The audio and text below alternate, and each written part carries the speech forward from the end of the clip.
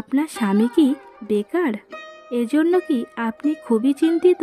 নানা রকম পরামর্শ দিয়েও কোনো প্রকার কাজ হচ্ছে না, তাকে কিছুতেই কাজে পাঠাতে পারছেন না?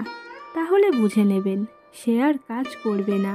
কারণ কাজ করার জন্য নিজের ইচ্ছা শক্তি লাগে, নিজের তাড়নায় সে কাজে ছোটে। এটা সম্পূর্ণ নিজের ব্যাপার। আপনি হাজারো চেষ্টা করে তাকে কাজে পাঠাতে পারবেন না। আচ্ছা, এবার আসি আসল কথায়। এই যে আপনার স্বামী বেকার, এই বেকার ছেলের সঙ্গে আপনার বিয়ে দিয়েছিল কে? নিশ্চয়ই আপনার বাবা নয়। কারণ বাবারা কখনো একটা বেকারের হাতে মেয়েকে তুলে দেয় না। হয় আপনি প্রেম করে বিয়ে করেছেন, না হয় আপনার বাবা একটি কর্মিক ছেলের সঙ্গে বিয়ে দিয়েছিল, কিন্তু এখন তার কাজ আর নেই। আর কাজ না থাকার কারণে সে ডিপ্রেশনে চলে গেছে। তাই পরবর্তী কোনো কাজ খুঁজতে সে ভয় পাচ্ছে, কিংবা লজ্জা পাচ্ছে, কিংবা কাজের প্রতি তার আর কোনো ইচ্ছা নেই। তাহলে সংসারটা চলবে কি করে? সংসারে নিশ্চয়ই আপনি একা নন, নিশ্চয়ই আপনার একটা বাচ্চা আছে। কারোর সংসারে আবার শ্বশুর শাশুড়িও থাকে, তাদের তো আর ফেলে দেওয়া যাবে না। তাহলে এবার আপনিই ভাবেন আপনি কি করবেন। আপনার স্বামী তো সব হাল ছেড়ে দিয়ে বসে আছে। আমার মতে এখন করণীয় হচ্ছে আপনাকে সংসারের হাল ধরতে হবে। কারণ আপনি যদি সংসারের হাল না ধরেন, তবে আপনার চোখের সামনেই সব কিছু শেষ হয়ে যাবে। আপনার ছোট বাচ্চাটার ভবিষ্যৎ শেষ হয়ে যাবে।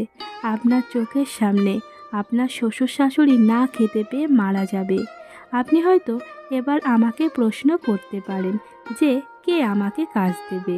আমি কি বাইরে কাজ করতে যাব? এই নানা ধরনের প্রশ্ন।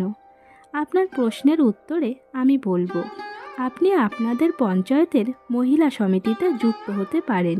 সেখান থেকে অল্প সুদে টাকা নিয়ে কোনো ছোটোখাটো ব্যবসা শুরু করতে পারেন। যেমন ধরুন জামা কাপড়ের ব্যবসা, জুয়েলারির ব্যবসা ইত্যাদি অন্য কিছুর ব্যবসা। এইসব ব্যবসাতে ভালো টাকা লাভ হয়। আপনারা জানেন কি না জানি না, মহিলা সমিতিতে নানান রকমের ট্রেনিং করিয়ে, সেখানে নানা রকম হাতের কাজের ট্রেনিং করিয়ে মেয়েদেরকে স্বনির্ভর করা হয়। আর আপনি যদি এইসব সমিতিতে না ঢুকতে চান, তবে ইউটিউবে সার্চ করুন বিনা পুঁজিতে কিভাবে ব্যবসা করা যায়। কতগুলি ব্যবসার নাম আপনার সামনে চলে আসবে। শান্তিপুরে এবং ফুলিয়াতে এমন অনেক হোলসেলার আছে যারা আপনাকে অনেক শাড়ি দিয়ে দেবে বিনা পুঁজিতে, আর আপনাকে একটা দাম নির্ধারণ করে দেবে এবং সেগুলো বিক্রি করে আপনার লাভের টাকা রেখে দিয়ে বাকি টাকাটা আপনি তাদেরকে দিয়ে দেবেন। এইভাবেও কিন্তু আপনি নিজের পায়ে দাঁড়াতে পারেন। কারণ এখানে কোনো রকম টাকা ইনভেস্ট করতে হয় না, শুধুমাত্র বুদ্ধি খাটিয়ে কাজ করতে হয়। আর এই সমস্যা শুধুমাত্র আপনার নয়, আরও প্রচুর মেয়ে আছে যারা আপনার মতোই ভুক্তভোগী। তাদের মধ্যে যারা নিজের পায়ে দাঁড়াতে পারে, তাদের সংসারটা টিকে যায় এবং পরবর্তীতে উন্নতিও করতে পারে।